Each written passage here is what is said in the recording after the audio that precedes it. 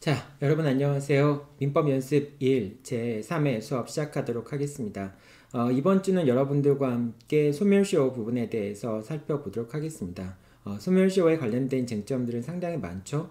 그리고 그 쟁점들이 다른 이제 쟁점들과 연결되어 있는 경우도 상당히 많이 있습니다. 예를 들면은 채권자 대위권, 이제 제3채무자가 피보전 채권의 소멸시효를 주장할 수 있는가, 원용할 수 있는가, 이런 내용도 나오고요. 그 다음에 사행이 취소의 경우에도 마찬가지고요. 그리고 이제 보증채무의 경우에도 소멸시효를 이제 보증 채무자가 소멸시효를 완성을 원용할 수 있는가, 이제 그런 등등의 문제들이 발생을 하게 됩니다. 채권 양도의 경우에도 소멸시효 중단의 문제가 발생하기도 하고요. 그래서 소멸시효라고 하는 제도는 민법이 여러 가지 부분에서 같이 연결된다라고 볼 수 있습니다. 그러다 보니까 시험 문제에 단골처럼 등장하게 되죠. 그래서 여러분들이 소멸시효에 관련된 그 쟁점들 내용들을 전체적으로 잘 파악하고 있어야만 사례 문제에서 소멸시효가 나왔을 경우에 그 내용을 적을 수 있고요. 그리고 객관식 시험 문제 같은 경우에는 소멸시효에 관련된 쟁점들이 자주 나오게 되죠. 그래서 소멸시효 부분은 또 독립적으로 해서 잘 정리해 둘 필요가 있습니다. 자, 먼저 소멸시효의 기산점에 관련된 내용부터 살펴보도록 할게요. 첫 번째, 소멸시효의 기산점입니다. 소멸시효의 기산점에 관련돼서 기산점의 기본 원칙은 이래요. 권리를 행사하기 위한 법률상의 장애 사유가 없는 경우, 그 법률상의 장애 사유가 사라진 경우에, 그러니까 이제 비로소 이제 소멸시효가 진행이 됩니다.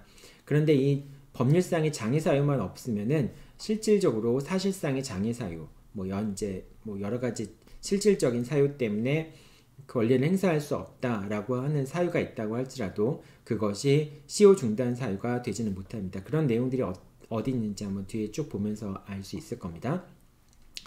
이제 그 권리를 행사하기 위한 법률상의 장애가 사라진 시점이 어느 시점인가 관련된 내용들을 한번 살펴보도록 할게요. 첫 번째, 기한을 정하지 않은 채권 같은 경우, 언제까지 채무를 이행한다라고 해서 기한을 정하지 않은 경우에는 언제부터 채권이 발생하냐? 채권 발생 시점부터 이제 소멸시효가 진행이 됩니다. 자, 이 경우에는 채권이 발생하자마자 바로 채권을 행사하는 것이 어려운 그런 사정이 있는 경우들이 대부분이겠죠. 그러니까 기한을 정하지 않았으니까 바로 채권이 발생한 다음날 채권을 행사한다, 이런 걸 이제 기대하기는 쉽지 않을 거 아니겠습니까? 이제 그런 경우라도 역시 채권이 발생한 때부터 이론상으로는 이때부터 법률상의 장애 사유가 없기 때문에, 아무 장애 사유가 없기 때문에 소멸시효가 진행된다라고 생각하면 됩니다. 자, 그런데 이제 여러분들이 좀 헷갈리기 쉬운 게, 기한을 정하지 않은 채권 같은 경우에는 언제부터 지체 책임을 물을 수 있는가 라고 하는 것도 문제가 되죠. 근데 이행지체의 책임은 최고를 받은 때부터 이행지체의 책임을 지게 됩니다. 그래서 여러분들 요 소멸시효의 기산점을 공부할 때는 항상 이 이행지체 책임이 언제부터 발생하는지와 같이 비교하면서 공부하면 좋겠죠. 자, 두 번째, 불확정기한부 채권입니다. 불확정기한부 채권이라고 하는 것은 기한이 정해져 있긴 하지만은, 어떤 정해져 있는 사건이 이제 발생하지만은 그 사건이 언제 발생할지 모르는 경우를 불확정기한부 채권이라고 얘기를 하죠. 자, 불확정기한부 채권 같은 경우는 예를 들면 누가 사망한 때 누가 사망한 때 돈을 지급한다 라든지 그런 거, 사망하는 사실은 확실한 거니까 그 기한이 되겠죠. 그 다음에 근데 다만 사망한다라고 하는 사실이 이제 그 사실이긴 하지만은 어느 시점에서 그 사망하는 사실이 실현될까라고 하는 것은 불확실하기 때문에 이런 이제 불확정 기한이라고 얘기를 하죠. 자, 불확정 기한부 채권 같은 경우에는 기한이 도래한 때로부터 지체 책임을 지게 됩니다. 그다음 소멸시효 기간이 진행이 됩니다. 이제 기한이 도래하면은 이론상으로는 기한이 도래한 사실을 알았는지 몰랐는지와 상관없이 채권자가 채권을 행사할 수 있고 채무자는 채무를 이행할 수 있기 때문에 기한이 도래했을 때, 즉 불확정 기한이 도래했을 때부터 소멸시효가 진행이 됩니다. 하지만은 지체 책임은 언제부터 지냐? 채무자가 기한의 도래를 안 때 지체 책임을 지게 됩니다. 그래서 이 두 가지도 역시 약간 차이가 있죠. 자, 그 다음 세 번째입니다. 정지조건부 채권 같은 경우에는 정지조건부 채권이라고 하는 것은 정지조건이 실현이 되면 그때부터 비로소 채권의 효력이 발생하는 것이죠. 자, 이런 경우에는 정지조건부 채권, 이제 채권의 효력이 발생하는 경우에는 조건이 성취된 때 바로 이제 그 소멸시효가 진행이 되게 됩니다. 자, 그 다음 이제 5번 같은 경우에는 여러분들이 정지조건부 기한이익 상실 특약과 그 다음에 형성권적 기한이익 상실 특약 같은 경우가 있는데요. 어떤 경우냐면은 갑과 을이 매매 계약을 체결하면서 이걸 이제 인도하면서 뭐 예를 들면은 매매 대금을 10번 나눠서 내는 경우 2, 3, 4, 5, 6, 7, 8, 9, 10 10번에 나눠서 내는 경우가 있을 수 있습니다. 자, 그런데 뭐 이제 이 중간쯤에 을이 갑한테 매매 대금을 지급하지 못하는 경우가 생길 수 있겠죠.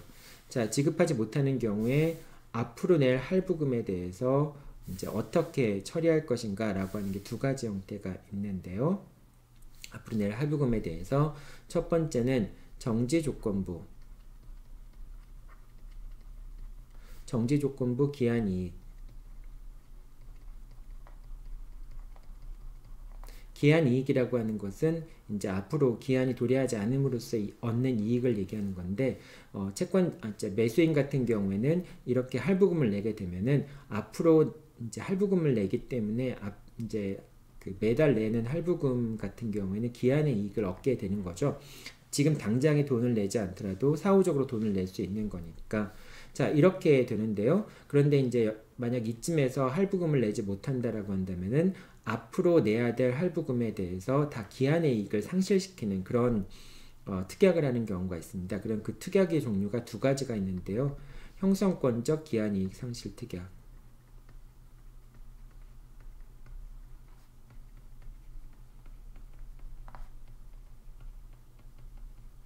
두 가지 특약을 하게 됩니다.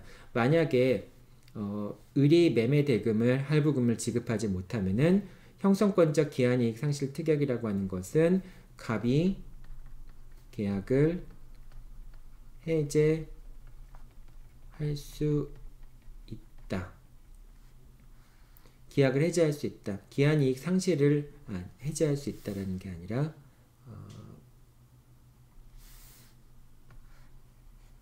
갑이 을에게 기한의 이익을 상실시킬 수 있다. 기한의 이익을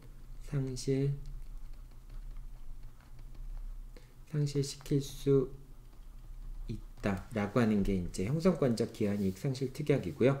정지조건부 기한이익 상실 특약 같은 경우에는 매매대금을 지급하지 않는, 뭐 예를 들면 2번이라든지 3번이라든지 일정 기간 동안 매매대금을 지급하지 않으면은 바로 기한이익이 상실되는, 자동적으로 상실되는 거, 자동적으로 기한이익이 상실되는 거고요. 정지조건부 기한이익 상실 특약은 그렇습니다. 형성권적 기한이익 상실 특약 같은 경우에는 갑이 이제 할부금을 납부하지 않는 경우에는 그런 경우에는 기한이익을 상실시킬 수 있는 거죠. 그러니까 형성권적 기한이익 상실 특약 같은 경우에는 갑이 기한의 이익을 상실시키지 않을 수도 있는 것이죠. 근데 정지조건부 기한이익 상실 특약 같은 경우에는 할부금을 내지 않으면은 바로 장래에 내야 될 할부금이 기한의 이익을 상실하게 되는 그런 것을 이제 정지조건부 기한이익 상실 특약이라고 합니다. 자, 그래서 정지조건부 이제 기한이익 상실 특약 같은 경우에는 이래라도 연체되면 기한이 도래하고 소멸시효가 진행이 된다라고 하는 겁니다. 그 나머지 채물들에 대한 소멸시효도 바로 진행이 되는 겁니다. 원래는 기한의 이익이 있었기 때문에 기한이 도래했을 때 그때부터 소멸시효가 진행이 되는데, 그런데 이제 정지조건부 기한이익 상실 특약이 있게 되면은 그러면은 이제 연체되는 경우에 바로 기한이 도래하기 때문에 소멸시효가 바로 진행이 된다라고 하는 겁니다. 자, 그런데 형성권적 기한이익 상실 특약이 있었을 경우에는 잔존채무 전부에 대해서 이행 청구를 한 때, 즉 채권자가 갑이 을에게 나머지 매매 대금에 대해서도 이행 청구를 한 경우에, 즉 기한이익을 상실시킨 경우에만 소멸시효가 진행하게 됩니다. 그래서 두 가지가 이거는 이제 이행 청구를 했을 경우에, 즉 나머지 할부금에 대해서 기한이익을 상실시켰을 경우에만 소멸시효가 진행이 된다라고 하는 점. 정지조건부 기한이익 상실 특약 같은 경우에는 바로 기한이익이 도래하고 기한이 도래하고 소멸시효가 진행이 된다는 점. 기한이 도래한다라고 하죠. 기한이 도래하고 소멸시효가 진행된다라고 하는 점. 이 점을 잘 기억해 두면 되겠습니다. 자, 기산점에 관련된 내용들 이제 쭉 살펴봤는데요. 이제 언제부터 소멸시효가 기산점이 진행되느냐라고 하는데 기산점이나 소멸시효 기간, 그러니까 뭐 이제 3년이나 5년이나 1년, 3년, 5년, 10년 이런 소멸시효 기간 같은 경우에는 변론주의가 적용이 됩니다. 그래서 법원은 당사자가 주장하는 기산과 다른 기산일을 기준으로 소멸시효를 판단할 수 없습니다. 따라서 원래 소멸시효 기간은 뭐 5월 1일인데 당사자가 3월 1일부터 소멸시효 기간이라고 주장했다라고 한다면은 법원이 5월 1일 기점으로 해서 소멸시효 성립 여부를 판단할 수 없고요. 3월 1일 여부를 기점으로 해서 소멸시효 여부를 판단해야 됩니다. 근데 진정한 소멸시효 기산 시점이 5월 1일 날인데 당사자가 소멸시효 기산 시점을 3월 1일 날로 주장했으면은 그러면은 기산점에 대한 주장이 성립하지 않겠죠. 그래서 소멸시효가 완성되지 않는다라고 하는 판단을 내릴 수가 있겠죠. 어쨌든 그렇지만은 당사자가 주장한 것과 다른 날짜를 예를 들면 법원이 정당한 소멸시효의 기산점이 5월 1일이라고 해서 5월 1일 날을 기점으로 해서 소멸시효 인정 여부를 판단할 수는 없다라고 하는 겁니다. 그러니까 당사자가 주장했던 소멸시효 기산점과 그리고 그 소멸시효 기간과 다른 정당한 형태라고 해서 법원이 기산점과 소멸시효 기간을 달리 정할 수는 없다라고 하는 겁니다. 자, 이것과 여러분들이 꼭 기억해 둬야 될 게 취득시효 같은 경우에는 취득시효의 기산점이라고 하는 게 주요 사실이 아니죠. 요건사실. 이제 요건사실이나 주요 사실은 약간 다른 개념이긴 한데요. 그냥 러프하게 이제 통상적으로는 같은 개념으로 보면 됩니다. 그러니까 법률 요건사실, 그러니까 청구 원인을 구성하는 요건사실, 이제 이런 것들 항변이나 청구 원인의 요건사실이라고 하기도 하고요. 주요 사실이라고 하기도 하죠. 근데 이 요건 사실이 아니기 때문에 취득시효 같은 경우에는 당사자가 주장하는 기산점이 뭐 A 시점이라고 하지만은 법원이 판단하기에는 그 A 시점이 아니라 B 시점이 기산점이라고 한다면은 B 시점을 기산점으로 삼아서 취득시효의 완성 여부를 판단할 수 있게 됩니다. 즉 취득시효의 기산점은 법원이 직권으로 판단하는 것이고요. 요건 사실이 아니라고 하는 것이죠. 자, 그러면은 이제 다른 말로 하면은 소멸시효의 기산점 같은 경우에는 요건사실이다 라고 볼 수 있는 것이 되겠죠. 자, 그 다음에 이제 동시행위항변권이 붙어있는 채권 같은 경우에는 소멸시효가 진행된다 라고 하는 겁니다. 동시행위항변권이 붙어있는 채권 같은 경우에는 이행지체 책임이 발생하지 않죠. 하지만은 소멸시효는 진행한다 라고 하는 겁니다. 왜냐하면 동시행위항변권이 붙어있는 채권 같은 경우에도 이행 청구가 금지되지가 않잖아요. 그렇기 때문에 소멸시효가 진행되는 것은 문제가 없습니다. 불법행위로 인한 손해배상 청구권 같은 경우에는 이제 이거는 변제기가 정해져 있지 않은 그런 채권 같은 경우겠죠. 그래서 계속적인 불법행위의 경우에는 날마다 발생하는 손해가 그때마다 별개로 소멸시효가 진행이 된다라고 하는 겁니다. 자, 이제 불법행위로 인한 손해배상 청구권 같은 경우도 바로 소멸시효가 소멸시효가 진행이 되죠. 그리고 이제 불법행위로 인한 손해배상 채권 같은 경우에는 기한에 정함이 없는 채권이기 때문에 이행 최고를 받은 때부터 이행 지체에 빠진다라고 할 수 있는데 이 불법행위로 인한 손해배상 채권 같은 경우에는 손해배상 채권이 발생한 때로부터 지체 책임이 바로 발생한다라고 하는 점도 기한을 정하지 않은 채권과 다른 점이라고 얘기할 수 있겠죠. 자, 이제 이상에서 소멸시효 기산점과 관련된 내용들, 소멸시효 요건과 관련된 내용들을 쭉 한번 살펴보았습니다. 다음 쟁점 보도록 하죠. 자, 다음 살펴볼 내용은 등기 청구권과 소멸시효에 관련된 내용입니다. 이제 물권법에서 자주 나오는 쟁점들이죠. 첫 번째, 물권적 청구권은 소멸시효의 대상이 되지 않습니다. 그러니까 별도로 물건이 소유권 같은 경우에는 소멸시효의 대상이 되지 않잖아요. 이제 그런 경우에는 물권 청구권도 소멸시효의 대상이 되지 않습니다. 채권적 청구권 같은 경우, 이제 등기 청구권이 채권적 청구권일 수도 있죠. 등기 청구권이 채권적 청구권일 경우에는 그런 경우에는 소멸시효에 걸릴 수 있겠죠. 자, 다만은 이제 갑과 을이 매매 계약을 체결을 해서 이제 갑이 매도인이고 을이 매수인인 경우에 이제 을이 갑에 대해서 갖는 소유권 이전 등기 청구권이라고 하는 등기 청구권 같은 경우에는 당연히 소멸시효에 걸리게 되죠. 갑이 을에 대해서 갖는 매매대금 채권도 당연히 소멸시효에 걸리게 되겠죠. 그리고 소유권 이전 등기 청구권도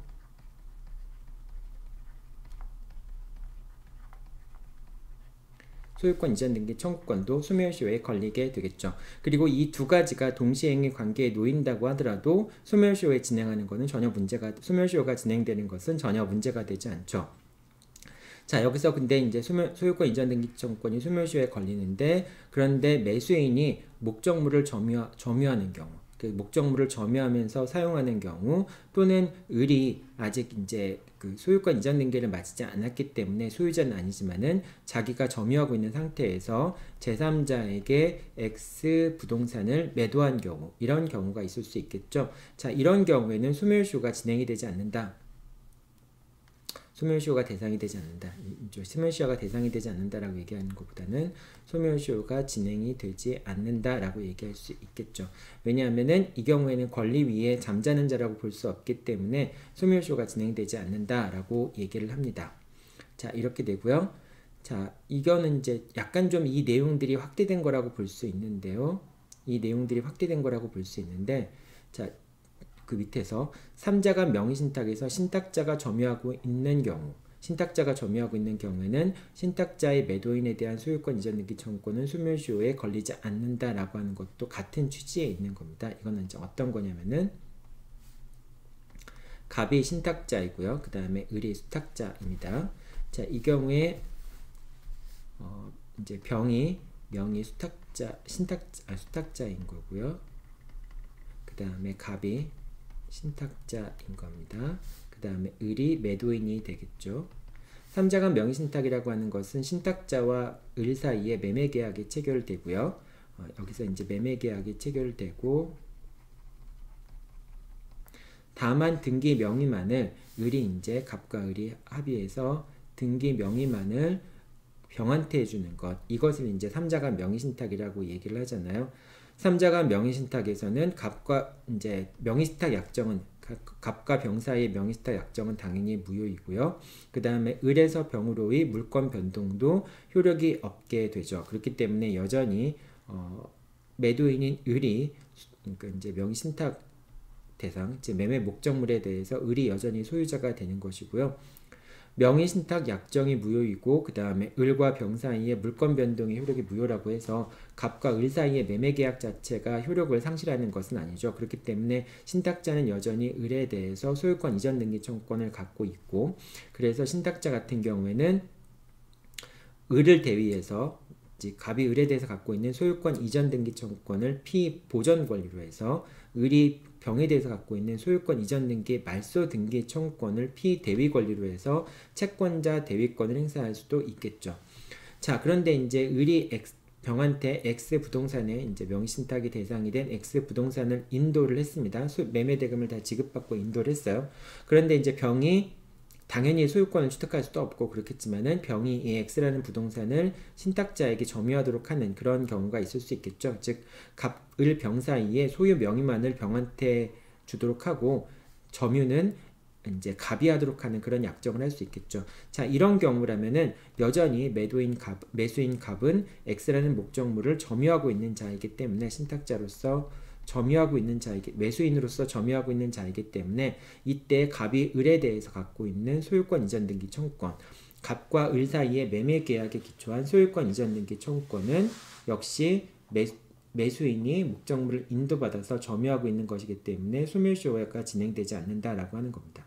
소멸시효에 걸리지 않는다라고 하는 겁니다. 자, 그 다음에 이제 매수인의 점유가 침탈된 경우, 그러니까 을이 이제 여기서 을이 병한테 이제 목적물을 인도한 경우에, 즉 을이 병한테 X 부동산을 팔아서 그래서 이제 인도한 경우라고 한다면은, 병한테 목적물을 인도한 경우라고 한다면은 자신이 직접 사용 수익하는 경우와 차이가 없기 때문에 이런 경우에는 여전히 소멸시효가 진행되지 않는다라고 얘기를 하지만은, 그런데 만약에 병이 을의 점유를 침탈했다라고 하는 경우에는 병이란 사람이 을의 점유를 침탈했다라고 하는 경우에는 을이 점유를 상실하게 되잖아요. 을이 점유를 물론 다시 찾아오면은 점유가 계속되는 걸로 볼 수 있겠지만은 다시 찾아오지 않는다면은 결과적으로 을은 점유를 상실하게 되는 거잖아요. 을이 점유를 상실하게 되면 더 이상 소유권 이전 등기 청구권을 행사하는 것으로 볼 수 없기 때문에 그때부터 소유권 이전 등기 청구권의 소멸시효가 진행된다라고 하는 겁니다. 그래서 등기 청구권에 관련된 문제들, 이제 이것도 자주 나오는 문제들이죠. 특히 이제 여기서 명의신탁 같은 경우에는 그 매수인이 목적물을 점유하고 있는 경우에 소멸시효가 진행되지 않는다는 것에 대한 약간 변형된 형태의 문제라고 볼 수 있겠죠. 자, 여기까지가 등기 청구권과 소멸시효에 관련된 쟁점들이었습니다. 다음 소멸시효의 기간에 관한 쟁점들 살펴보도록 하죠. 자, 소멸시효 기간에 관한 쟁점들 중에서 중요한 내용들 한번 살펴보도록 하죠. 소멸시효 기간은 1년짜리가 있고 그 다음에 3년짜리가 있고 5년짜리 상사채무 같은 경우나 국가채무 같은 경우에는 5년이고요. 그 다음에 일반 채권 같은 경우에는 10년이 되죠. 자, 먼저 공사대금 채권과 물품대금 채권 같은 경우입니다. 이 경우에는 3년의 소멸시효 기간이 적용이 됩니다. 도급계약이 상행위에 해당하는 경우에는 5년의 소멸시효 기간이 적용된다라고 생각할 수 있는데, 자, 이런 경우에도 공사대금 채권과 물품대금 채권 같은 경우에는 3년의 소멸시효가 걸린다라고 하는 거 기억해 둬야 되고요. 그 다음에 상사채무 같은 경우에는 5년의 소멸시효 기간이 걸리게 되죠. 그런데 이제 원본이 5년이라고 한다면은 상사채무이기 때문에 5년이라고 한다면은 지연손해금도 5년이라고 볼 수 있습니다. 자, 그 다음에 판결이나 지급명령으로 이제 확정된 그런 채권 같은 경우에는 10년으로 기간이 연장이 된다라고 하는 겁니다. 자, 그런데 이제 중요한 것이 승소하여 10년의 기간이 연장된 후에, 그러니까 이제 10년이란 기간이 거의 다 흘러갔어요. 그럼 이제 좀만 지나면은 소멸시효가 완성이 됩니다. 근데 이 소멸시효를 중단시키려면은 어떤 방법이 있을까요? 소멸시효 중단이라고 하는 것은 청구가 있을 테고요. 그 다음에 압류, 감류, 가처분이 있을 테고요.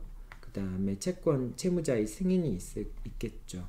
자, 이 청구 같은 경우에는 이제 그냥 단순한 최고 같은 경우에는 6개월 내에 소를 제기해야 되잖아요. 그래서 이제 확실하게 소멸시효를 중단시키려면 재판상 청구를 해야 되겠죠. 재판상 청구라는 게 가장 확실한 방법이 되겠죠.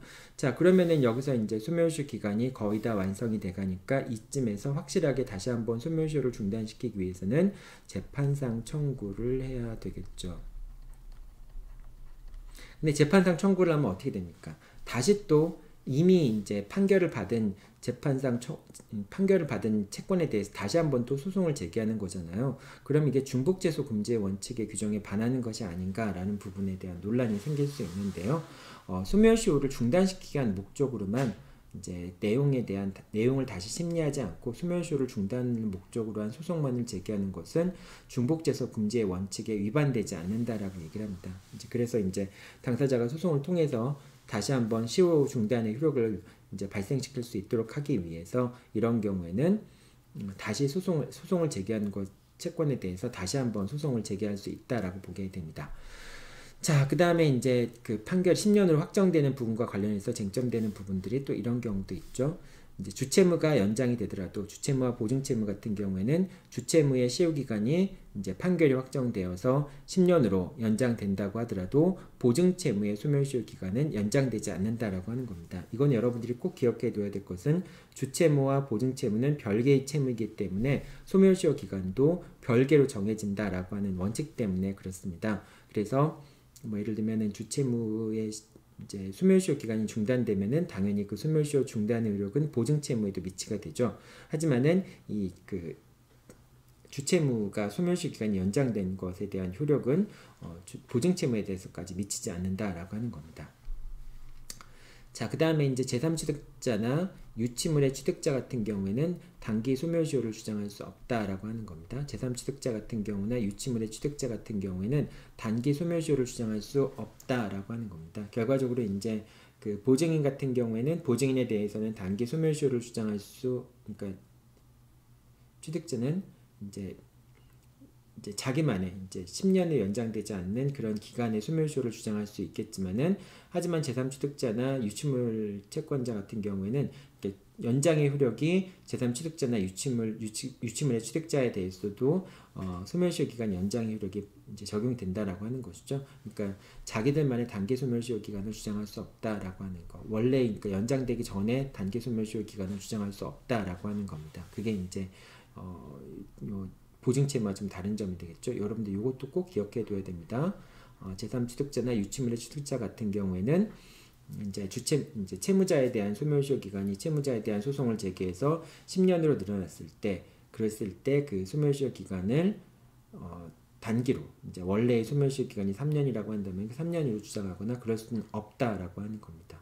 그러니까 이제 이거는 당연히 소멸시효 중단의 효력은 제3취득자와 유치물의 취득자에 대해서도 미치게 되겠죠. 자, 그런데 소멸시효 기간을 단기로 주장할 수 없고 채무자에 대한 소멸시효 기간이 10년으로 연장이 됐다면 당연히 제3취득자나 유치물의 취득자에 대해서도 소멸시효 기간이 10년으로 연기된 거다 이렇게 볼 수 있다라고 하는 겁니다. 자, 소멸시효 기간은 당사자가 연장하는 것이 불가능하다. 그러니까 소멸시효 기간이나 뭐 이걸 소멸시효 기간에 원용을 배제한다든지 이런 특약 같은 거는 소멸시효가 완성되기 전에는 불가능하다라고 하는 것이고요. 특히 기간 같은 경우에는 당사자들이 임의로 소멸시효 기간을 연장할 수는 없다라고 하는 것도 기억해 둬야 되겠죠. 자, 여기서는 좀 요 10년으로 연장되는 경우에 어떤 경우에 다른 사람들한테도 10년 연장의 효력이 발생하는지 또는 뭐 다른 사람들한테는 10년 연장의 효력이 발생하지 않는지 뭐 그런 것만 여러분들이 잘 구분해 두면 되겠습니다. 자, 제척기간에 관한 내용 보도록 하죠. 자, 제척기간하고 소멸시효 기간을 한번 좀 비교를 해보도록 하죠. 첫 번째 제척기간은 이제 법원의 직권조사 사항입니다. 아까 소멸시효 기간 같은 경우에는 소멸시효 기간이라든지 또는 기산점이라든지 당사자가 주장을 해야 된다라고 얘기를 했었죠. 그런데 제척기간 같은 경우에는 법원이 직권으로 판단을 하게 됩니다. 그 다음에 두 번째, 제척기간은 원칙적으로 중단과 정지가 없다라고 하는 겁니다. 그러니까 소멸시효상의 중단과 정지가 유치적용돼야 된다라고 하시는 분들도 있긴 있는데 어쨌든 원칙적으로 제척기간 같은 경우에는 중단과 정지가 인정이 되지 않습니다. 자, 그 다음에 세 번째, 하자로 인한 손해배상 책임 같은 경우에는 이제 하자 담보 책임 같은 경우에는 제척기간이 규정이 돼 있잖아요. 제척기간이 규정이 돼 있는데 이 제척기간 내에서 예를 들면 하자가 발생했다라고 하는 경우에는 그 시점부터 손해배상 채권에 대해서 다시 소멸시효 기간이 진행이 된다라고 하는 겁니다. 이게 지금 우리 판례의 건축물의 하자에 관련된 기본적인 입장이라고 얘기할 수가 있어요. 그래서 권리를 행사를 위한 제척기간과 그 제척기간 내에서 하자가 발생했을 경우에는 손해배상 청구권에 관한 소멸시효가 동시에 적용이 된다라고 하는 것이 그것이 이제 우리 현행 법상의 그 소멸시효에 관련된 그러니까 건축물의 하자에 관련된 소멸시효에 대한 기본적인 입장이라고 얘기할 수 있습니다. 근데 이게 이제 문제가 뭐냐면은 여러분들한테 이거 지금 설명하기는 좀 적절하지 않을 수도 있는데 원래 하자라고 하는 것은 이제 원시적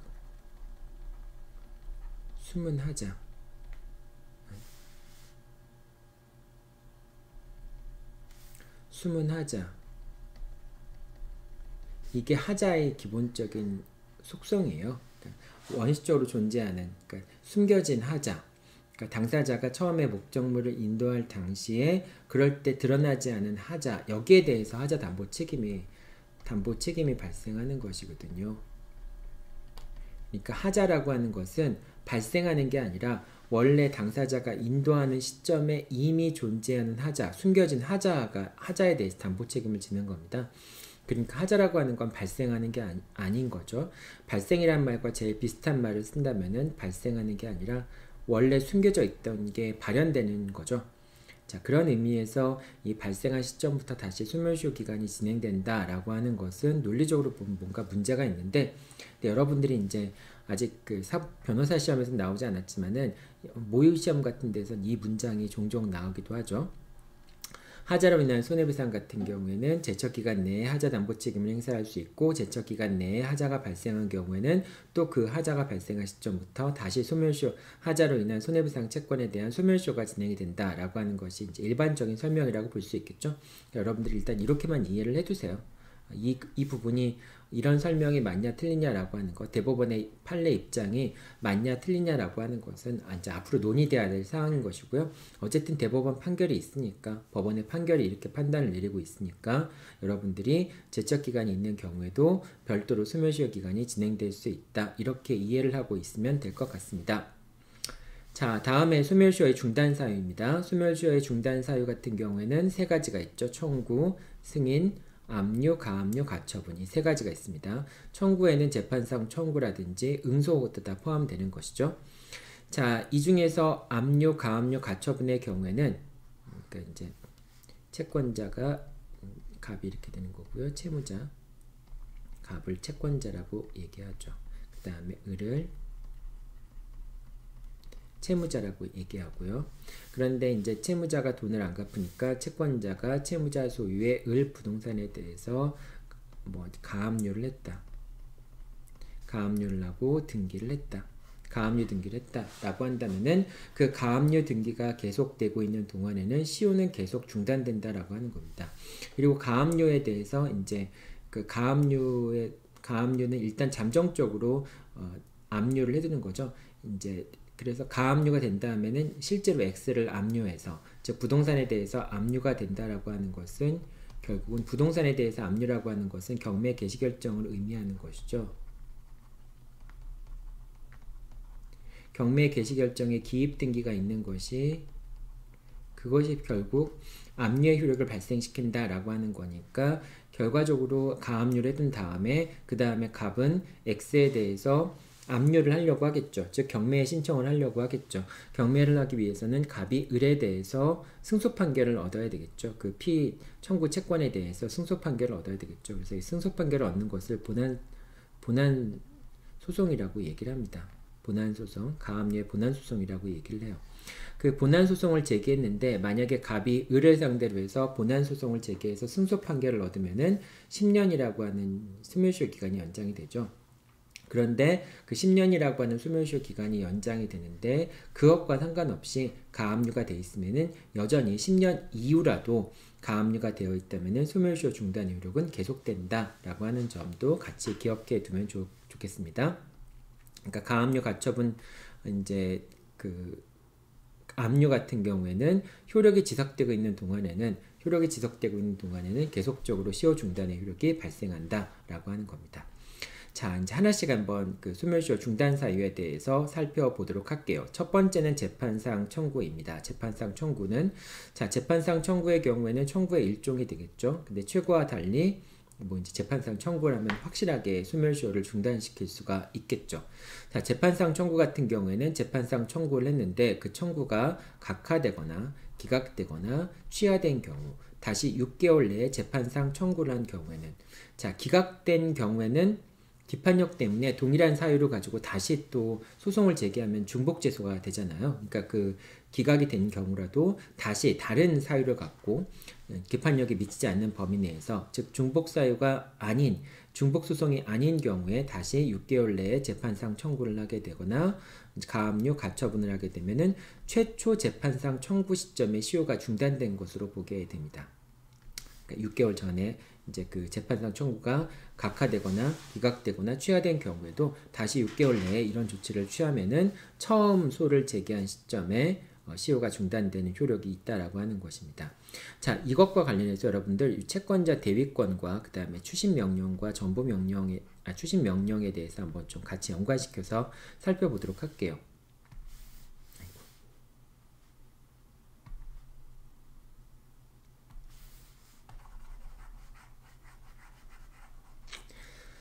자, 일단 추심명령과 추심명령과 그 다음에 채권자 대위소송에서의 채권자 대위권의 채권자가 채무자의 권리를 행사하는 것, 이거는 타인의 권리를 행사하는 거라고 볼 수 있겠죠. 그래서 약간 비슷한 측면이 있는데요. 이제 갑이 채권자이고요. 그 다음에 을이 채무자이고, 그 다음에 병이 제3 채무자입니다. 이제 제3 채무자, 그 다음에 을이 채무자입니다. 그 다음에 갑이 채권자이고요. 자, 첫 번째, 이게 이제 첫 번째 경우는 채권자 대위 소송이라고 먼저 얘기해 보죠. 채권자 대위 소송이 각하된 후에, 그러니까 갑이 을을 상대로 해서 이제 병에게 대위 소송을 제기를 한 거죠. 자, 갑이 병에게 대위 소송을 제기했지만은 이때 갑이 청구 원인이 된 건 뭐예요? 채권자 대위권이라고 하는 것은 채권자가 채무자의 권리를 대신 행사할 수 있다라고 하는 것이니까 채권자 대위 소송을 제기할 때 갑이 행사하는 권리는 을이 갑에 대해서 갖고 있는 권리, 이 피대위 권리를 얘기하는 거죠. 피대위 권리를 행사하게 되는 거죠. 자, 그런데 이제 갑이 피대위 권리를 행사했는데, 근데 뭐 경우에 따라서는 갑이 소송을 제기할 수 있는 채권자 대위권을 행사할 수 있는 지위가 없기 때문에, 그렇기 때문에 뭐 피보전 권리라든지 이런 게 존재하지 않기 때문에 그럴 수도 있겠죠. 그렇기 때문에 갑의 청구가 이제 채권자 대위권의 요건이 갖춰지지 않았기 때문에 갑의 청구가 각하되는 경우가 있을 수 있겠죠. 자, 이렇게 각하된 다음에 다시 6개월 내에 을이 병을 상대로 해서 이 피대위 권리에 대한 이행을 청구하는 소송을 제기했다라고 하는 경우에는 갑이 채권자 대위 소송을 제기한 시점에 그 시효 중단의 효력이 발생한다라고 하는 겁니다. 왜냐하면 갑이 채권자 대위 소송을 제기하는 경우에도 결국은 그때 행사한 권리는 피대위 권리이기 때문에 그렇죠. 그래서 피대위 권리를 행사한 다음에 각하된 뒤에 다시 6개월 내에 소를 제기하면은 처음 소를 제기했을 때 그때 이제 시효 중단의 효력이 생긴다라고 얘기를 했잖아요. 그렇기 때문에 채무자가 소를 제기했거나 여기서는 지금 다른 채권자가 채권자 대위 소송을 제기한 걸 얘기하는 거죠. 채무자가 소를 제기한 경우뿐만 아니라 다른 채권자, 뭐 예를 들면 을의 다른 채권자가 뭐 예를 들면 정이란 사람이 있었다. 이 정이란 사람이 다시 또 을을 대위해서 이 피대의 권리에 대해서 채권자 대위 소송을 제기한 경우, 이런 경우에도 시효 중단의 효력은 처음에 갑이 소송을 제기했을 때 그때 이제 채권자 대위 소송이 제기된 것으로 볼 수 있다라고 하는 겁니다. 자, 그러니까 채권자 대위권의 경우에는 누구나 다 채권자가 권리를 대위권 행사하는 경우나 다른 채권자가 대위권 행사하는 경우나 채무자가 권리를 행사하는 경우나 모두 다 권리 행사의 대상은 피대위 권리가 되는 거죠. 자, 그렇기 때문에 어쨌든 누가 채권자 대위권 행사했든 아니면 채무자가 권리를 행사했든 그 권리에 대해서 뭐 그 권리를 청구하는 소송이 각하되거나 뭐 기각되거나 그런 다음에 다시 소를 제기하더라도 이제 그때 이제 시효 중단이 되는 시점이라고 하는 것은 6개월 내에 소를 제기했다면은 처음에 채권자 대위 소송을 제기했을 시점에 그 시점에 시효가 중단된다 이렇게 얘기할 수가 있습니다. 이거는 뭐 을이 먼저 소송을 제기하든 갑이 먼저 소송을 제기하든 정이 먼저 소송을 제기하든 전혀 상관이 없는 것이 되겠죠. 자, 이렇게 이제 이제 채권자 대위 소송 같은 경우에 소멸시효 중단에 관련된 그러니까 이제 소멸시효 중단에 관련된 내용들을 한번 살펴봤는데요. 자, 근데 이게 이제 추심명령의 경우에도 그대로 적용이 됩니다. 추심명령의 경우에 어떻게 적용이 되는지 한번 보도록 하죠. 자, 추심명령 같은 경우에는 갑이 이제 마찬가지로 채권자이고요. 그 다음에 을이 채무자이고요. 병이 제3채무자가 됩니다. 그 다음에 을이 채무자가 되고요. 그 다음에 갑이 채권자가 됩니다. 요 갖고 있는 이제 을이 갑에 대해서 채권, 뭐 예를 들면 A 채권이라고 합시다. A 채권을 갖고 있습니다. 그러니까 이 채권을 갖고 있는데 이제 을에 대한 을의 채권자인 갑이 요 A 채권에 대해서 이제 추심 명령을 받은 거죠. 압류하고 추심 명령을 받은 겁니다. 이 압류 및 추심 명령을 받게 되면은 나중에 갑이 병으로부터 추심한 금액 같은 경우에는 다른 채권자들이 있으면 이제 그 법원에 공탁을 해서 배당 절차가 진행이 되겠죠. 자, 그런데 어쨌든 갑이 이 A 채권에 대해서 압류 및 추심 명령을 받았어요. 이 추심 명령을 받게 되면은 추심 명령은 채권자 대위권과 비슷한 측면이 있는데요. 갑은 직접 병한테 금전의 지급을 받을 수가 있습니다. A 채권에 해당하는 금전의 지급을 직접 청구할 수가 있습니다. 근데 그렇다고 해서 추심권이라고 하는 것은 을 대신에 갑이 추심한다라고 하는 걸 의미하는 것이고요. 이 A 채권이 갑한테 귀속되는 것은 아닙니다.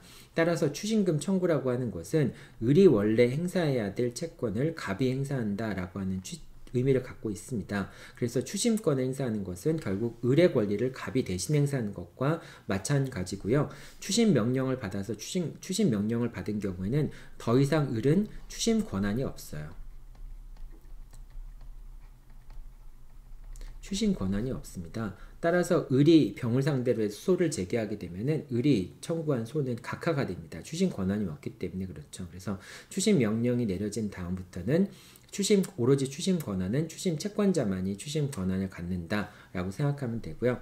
자, 그런데 이런 경우에 채무자가 제3채무자에 대해서 소를 제기한 소가 각하됐습니다. 즉 을이 병을 상대로 해서 소를 제기한 다음에 그 소가 각하가 됐어요. 근데 다시 그 다음에 갑이 추심채권자가 추심명령을 받아서 이 A 채권에 대해서 추심금을 청구했을 경우에 그런 경우라면은 을이 갑한 병에 대해서 소를 제기해서 각하됐을 때 그 제기된 소가 각하됐지만은 을이 병을 상대로 해서 소를 제기한 시점 그 시점에 시효가 중단된다 라고 볼 수 있습니다. 왜냐하면 을이 지금 병에 대해서 직접 추심을 청구하는 추심금이라고 하는 것은 결국은 A 채권을 행사하는 것과 마찬가지이기 때문에 을이 병에 대해서 제기한 소가 각하됐을 경우에도 결국은 병이 다시 또 갑이 A 채권을 행사하는 것과 마찬가지이기 때문에 그렇기 때문에 을이 소를 제기한 시점에 소멸시효가 중단된다라고 하는 겁니다.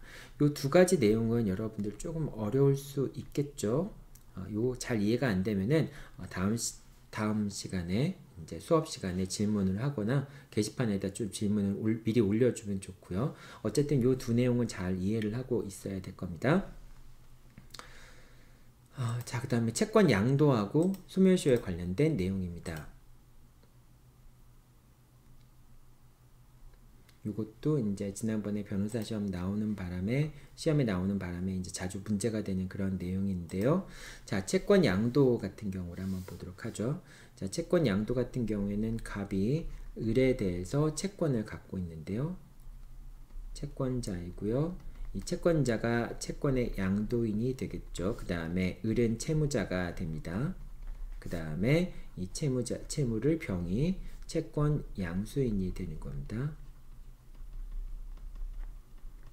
자, 이렇게 되는데 채권을 양도하기 위해서는 대항 요건을 갖추어야 되겠죠. 채무자에 대한 대항 요건은 통지와 승낙이고 제3자에 대한 대항 요건은 확정일자 있는 증서에 의한 통지나 승낙이 돼야 되겠죠.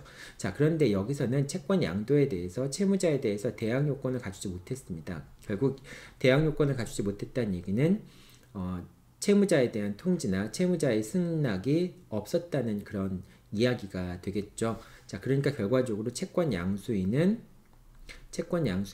을한테 자기가 채권 양수인임을 주장할 수 없게 되고요. 그 다음에 채권자 같은 경우에는 이미 채권을 넘겼으니까 사실상은 채권자가 아니죠. 채권 양도라고 하는 것은 두 당사자의 합의만 있으면 채권이 넘어가니까. 다만 양수인이 채무자에 대해서 채권 양수인임을 주장하기 위해서는 통지나 승낙이 필요한 것 뿐이죠.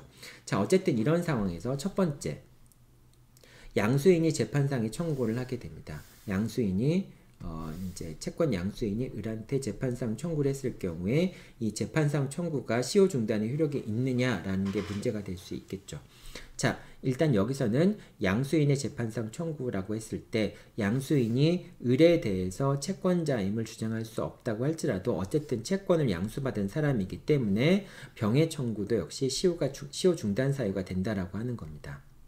다만 시효 중단 사유가 되긴 하지만은 변론 종결 시까지 채무자에 대한 채권 양도의 대항 요건을 갖추지 못한다면은 결국은 을한테 채권 양수인임을 주장할 수 없기 때문에 병의 청구는 기각이 될 수도 있겠죠. 그렇기 때문에 변론 종결 시까지 채무자에 대한 대항 요건을 갖추어야 되겠죠. 갖춘다면은 만약에 이제 그 변론 진행 중에, 즉 변론 종결 전에 이제 갑이 을한테 통지했거나 을이 승낙함으로써 채권 양수인인 병이 을에 대해서 채권 양수를 주장할 수 있게 된다면은 비록 소를 제기하는 시점에는 병이 을에 대해서 채권 양수인임을 주장할 수 없었다. 채권 양도를 대항할 수 없었다 할지라도 병이 소를 제기한 시점에 시효가 중단된다 라고 하는 겁니다. 이게 이제 양수인이 재판상 청구를 한 경우이고요. 자, 그 다음에 이제 채권 양도의 대항 요건을 갖추지 못한 상황에서 만약에 양도인이 소를 제기하면 어떻게 될까요? 자, 양도인이 소를 제기하는 경우에도 역시 시효가 중단이 됩니다. 왜냐하면 을한테는 아직까지 이제 대항 요건을 갖추지 못했기 때문에 갑과 을 사이에서는 여전히 갑은 이제 을은 갑은 채권자로 생각할 수밖에 없으니까 갑은 이제 을에 대해서 이제 소를 제기하면은 그때 시효가 중단이 됩니다.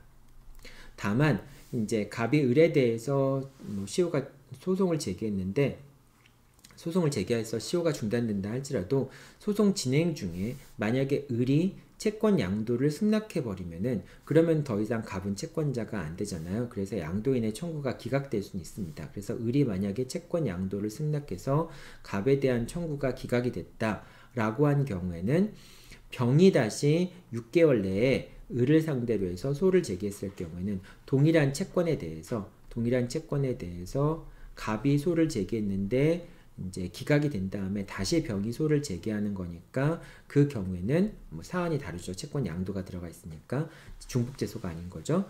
그래서 그 경우에는 병이 다시 을을 상대로 해서 소를 제기한 경우에는 6개월 내에 소를 제기한 경우에는 처음 갑이 소를 제기했을 때 그 시효가 중단된 것으로 보게 된다라고 하는 겁니다. 아까 재판상 청구를 하게 되면은 재판상 청구한 다음에 그 재판상 청구한 것이 각하되거나 기각되거나 취하됐을 경우에는 다시 6개월 내에 소를 제기하면은 처음 소를 제기한 때 시효가 중단되는 효력이 있다라고 얘기를 했었잖아요. 이것도 마찬가지인 겁니다. 이제 결과적으로 똑같은 권리에 대해서 갑이 먼저 소를 제기했다가 기각됐으니까 그 다음에 그 채권 양수인인 병이 다시 소를 제기한다면은 재판상 6개월 내에 재판상 청구를 한다면은 갑이 소를 제기한 시점에 시효가 중단된 것으로 볼 수 있다라고 하는 겁니다. 뭐 이제 자꾸 설명하다 보니까 내용이 되게 어려워지네요. 채권 양도 같은 경우에도 이렇게 채권 대항 요건을 갖추지 못한 경우에 양수인이 청구한 경우 또는 양도인이 청구한 경우 시효가 다 중단된다라고 하는 거. 다만 이제 그 처리되는 방식이 좀 다른 측면이 있는 거죠. 자, 그 다음에 일부 청구에 관련된 내용입니다. 일부 청구 같은 경우에는 일부를 청구하는 경우에는 일부만을 청구하는 것이 명백한 경우에는 일부에 대해서만 소멸시효가 중단이 되고요. 그 다음에 전부를 청구하는 것으로 볼 수 있는 경우에는 전부에 대해서 시효 중단의 효력이 있다라고 볼 수 있습니다. 자, 그 다음에 유치권 같은 경우 담보물권도 마찬가지입니다. 유치권 같은 경우에는 유치권이 있다고 해서 피담보 채권의 소멸시효가 시효 중단 효력이 없다. 소멸시효가 중단되는 것은 아니라고 얘기하는 겁니다. 그러니까 소멸시효가 진행 중에 채권자가 유치권을 취득했다고 해서 이 피담보 채권의 소멸시효가 중단되는 것은 아니라고 한다. 그것도 꼭 기억해 두면 좋겠습니다. 자, 그 다음에 재판상 청구와 관련해서 응소도 재판상 청구와 동일한 효력을 갖게 됩니다.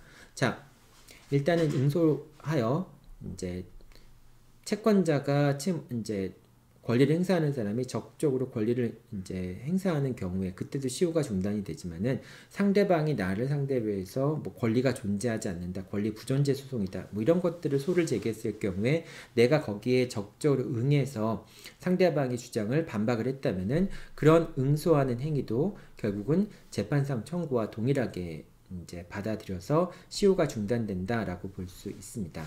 예를 들면 어떤 경우가 있느냐? 갑이 이제 을에 대해서 얘가 채권자예요. 그 다음에 을이 채무자입니다. 자, 그런데 이제 이 X에 대해서 채권자가 그 피담보 채권을 담보하기 위해서 저당권을 갖고 있습니다. 자, 이 경우에 만약에 갑이 을을 상대로 해서 이 저당권이 설정되어 있다는 것만 가지고는 시효가 중단되지 않죠. 그래서 갑이 을에 대해서 채권에 대한 이제 그 급부의 실현을 청구하는 이행 청구 소송을 제기하게 되면은 당연히 갑의 을에 대한 채권의 소멸시효가 중단이 되겠죠. 자, 근데 이렇게 될 수도 있는데, 근데 반대로 을이 갑을 상대로 해서 이 저당권의 말소 등기를 청구합니다. 말소 등기 청구 원인은 갑은 을은 더 이상 이제 피담보 채권이 존재하지 않는다라고 하는 거예요. 피담보 채권이 존재하지 않는다는 이유로 을이 갑을 상대로 해서 소를 제기하게 됩니다. 뭐 이제 여러 가지 이유가 있을 수 있겠죠. 소멸시효가 완성이 됐다든지 뭐 그런 이유 때문에 을이 갑을 상대로 해서 피담보 채권이 소멸했기 때문에 저당권이 말소돼야 된다라는 말소 등기 청구 소송을 제기했을 경우에 그때 갑이 적극적으로 을의 소송에 응해서 소멸시효가 완성이 되지 않았다 또는 피담보 채권이 여전히 존재한다라고 하는 이제 주장을 한 것이고 그것이 받아들여져서 을의 갑에 대한 말소 등기 청구 소송이 기각이 된 경우에는 그런 경우에는 결국은 재판상 청구와 동일하게 응소 자체가 소멸시효 중단의 효력이 있습니다. 그러니까 이제 상대방의 이제 소송에 적극적으로 응소해서 자기의 권리를 주장했을 때 그 시점에 시효가 중단됐다라고 볼 수가 있는 겁니다. 자, 이렇게 되는 거고요. 다만 여러분들이 좀 이제 관련돼서 기억해 둬야 될 것은 갑이 채권자인데 을이 채무자이고 병이 물상보증인입니다. 그래서 물상보증인이 자신의 부동산을 갑한테 저당권을 설정해 준 거예요. 저당권을 설정해 준 경우에 자 이런 경우에 만약에 이제 병이 갑을 상대로 해서 저당권의 말소 등기 청구 소송을 제기했어요.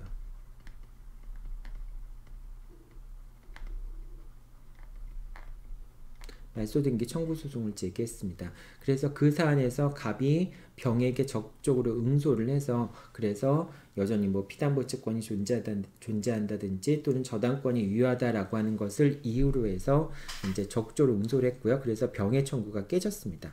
청구가 기각이 됐어요. 자, 그런 경우에는 비록 갑이 이제 적극적으로 응소를 했지만은 물상 보증인에 대해서 소멸시효 중단 사유가 있다고 해서 그것이 이제 채권자에 대해서 보증인에 대한 소멸시효 중단 사유가 채무자에 대해서 미치지 않는 것처럼 물상 보증인에 대한 적극적인 응소가 있었다고 해서 그것이 채무자에 대한 시효 중단 사유가 되지는 않습니다. 만약에 이제 을이 갑을 상대로 소송을 제기했을 때 갑이 적극적으로 응소를 했다면은 그런 경우에는 시효 중단의 효력이 있을 수 있겠죠. 그런데 지금 이 경우는 을이 아니라 병이 물상 보증인이 소를 제기한 것이고 거기에 대해서 갑이 적극적으로 응소한 경우인 거죠. 그런 경우에는 그 시효 중단의 효력이 을한테 미치지 않는다라고 하는 겁니다. 채무자에 대한 시효 중단의 효력은 없다라고 하는 겁니다. 이것도 시험 문제에 꽤 자주 나옵니다. 즉 물상 보증인에게 이제 물상 보증인이 소를 제기했을 경우에 물상 보증인이 제기한 소송에서 적극적으로 응소한 경우에 그때 채무자에 대한 시효 중단의 효력이 있는가 없는가 이런 걸 물어보는 경우들이 상당히 많아요. 그래서 여러분들 이것도 꼭 잘 같이 기억해 둬야 됩니다. 지금 얘기했던 거 이거는 사례 문제에도 나온 적이 있고요. 그 다음에 이 응소 같은 경우에는 시험 문제, 객관식 시험 문제에 자주 출제되는 그런 지문입니다. 자, 그 다음에 압류 및 추심 명령이 제3채무자에게 송달된 경우 자, 압류 및 추심 명령이 제3채무자에게 송달된 경우 이제 갑이 이렇게 있는데요. 을이 있고 그 다음에 병이 있죠. 자, 요거를 이제 A 채권이라고 얘기해 볼게요. 이 A 채권 요거를 이제 을의 갑에 대해서 갖고 있는 걸 청구 채권, 뭐 집행 채권, 뭐 집행 채권 이렇게 부릅니다. 자, 이렇게 부른데요. 이제 갑이 을에 대한 청구 채권을 담보하기 위해서 실행하기 위해서 결국은 A 채권에 대해서 압류 및 추심 명령을 받는 경우 갑이 이제 압류 및 추심 명령을 받는 경우가 있을 수 있겠죠. 자, 압류 및 추심 명령을 받게 되면 갑이 A 채무자의 재산에 대해서 압류를 받았으니까 당연히 갑이 을에 대해서 갖고 있는 청구 채권의 소멸시효는 이거는 당연히 중단될 수밖에 없겠죠. 아까 소멸시효 그 중단 사유가 뭐였죠? 청구나 그 다음에 압류, 가압류, 가처분, 그 다음에 이제 승낙, 승인, 채무자의 승인이 소멸시효 중단 사유였잖아요. 따라서 갑이 채무자의 소유 재산인 A 채권에 대해서 압류 및 추심 명령을 받았다. 압류를 했다라고 하면은 소멸시효 중단이 되겠죠. 중단이 되겠죠. 자, 그리고 그 추심 명령이 송달됐다라고 하는 것은 추심 명령이 송달됐다. 갑이 이제 이 A 채권이라고 하는 것에 대한 추심 권한이 갑한테 있다라고 하는 것은 자, 이런 경우에는 이제 피압류 채권의 시효도 중단이 된다. 이 A 채권에 대한 소멸시효도 중단이 된다라고 하는 것일 수 있습니다. 피압류 채권에 대한 최고에 해당한다고 볼 수 있겠죠. 왜냐하면 이 압류 및 추심 명령이라고 하는 것은 결국은 병한테 송달이 되거든요. 병한테 송달이 되니까 이 채권이 압류되었고 추심되었다라고 하는 것은 결국은 이제 최고에 해당하는 정도의 수준을 갖게 되긴 합니다. 그래서 시효가 중단이 되고요. 그리고 만약에 추심의 소를 제기하게 되면은 즉 최고에 해당한 다음에 6개월 내에 추심의 소를 제기한 경우에는 재판상 청구에 해당해서 처음에 최고를 한 시점에 시효가 중단된다라고 볼 수 있겠죠. 추심의 소를 제기하는 경우에는 당연히 이 A 채권을 재판상 행사하는 거나 마찬가지이기 때문에 소를 제기한 것 재판상 청구를 한 것과 마찬가지여서 당연히 시효 중단의 효력이 있고요. 만약에 그 전에 최고를 했다면은 당연히 그 6개월 전에 최고를 했다면은 그 최고를 한 시점에 시효 중단의 효력이 있게 되죠. 그리고 아까 얘기한 것처럼 압류 및 추심 명령이라고 하는 것은 결과적으로 병에 대한 관계에서 이행을 최고한 것에 효력은 있기 때문에 나중에 추심 명령 6개월 내에 추심의 소를 제기하게 되면은 이 압류 및 추심 명령을 받은 때 그때 소급해서 시효 중단의 효력이 있게 된다라고 하는 겁니다. 이것도 상당히 좀 어려운 얘기죠. 이게 추심 명령, 정부 명령 이런 내용들을 좀 알고 있어야 될 텐데 여러분들 1학기 때 작년에 내 수업을 들었던 학생들 같은 경우에는 이제 추심 명령과 압류 명령 물권법 할 때 이 내용들을 설명을 한번 했습니다. 그 내용을 내가 동영상 남아있는 게 있으니까 한번 좀 여러분들 처음 듣는 학생들은 다시 한번 그 확인할 수 있도록 그렇게 한번 해놓을게요. 자, 그 다음에 내용이 좀 어렵네요. 그죠? 가압류 가압류입니다. 가압류 같은 경우에는 아까도 얘기했지만은 가압류 기간 동안에 소멸시효가 계속적으로 중단이 됩니다. 그래서 본안소송에서 승소하더라도 그 본안소송에서 승소하게 되면은 소멸시효 기간이 10년으로 연장이 되잖아요. 그 소멸시효 기간이 지나더라도 가압류의 시효 중단 효력은 계속된다라고 하는 겁니다. 자, 그 다음에 채무자가 취하하거나 집행채권자의 집행 취소 또는 집행 해제에 의해서 가압류가 취소된 경우에는 시효 중단의 효과는 소급해서 소멸을 하게 됩니다. 그러니까 이제 일단 가압류를 두면은 계속 시효 중단의 효력이 발생하잖아요. 근데 어느 시점에서 가압류가 취소가 된 거, 가압류 집행이 취소가 된 경우에는 처음부터 가압류로 인한 시효 중단의 효력이 없던 것처럼 취급이 된다라고 하는 겁니다. 그래서 여기서는 가압류 취소의 경우에는 시효 중단의 효력은 소급해서 소멸을 하게 된다라고 하는 것이고요. 자, 그 다음에 이제 9번 가등기 담보권의 설정인데요. 자, 가등기 담보권 설정 자체, 담보권 설정하는 것 자체가 시효 중단 사유가 될 수는 없겠죠. 물론 이제 가등기 담보권을 설정해 주는 자체가 채무를 승인한다라고 하는 것이 되겠지만은 담보권이 설정되어 있는 것 자체가 시효 중단 사유가 되는 것은 아니죠. 계속적으로 시효가 중단되거나 그렇진 않죠. 시효는 계속되죠.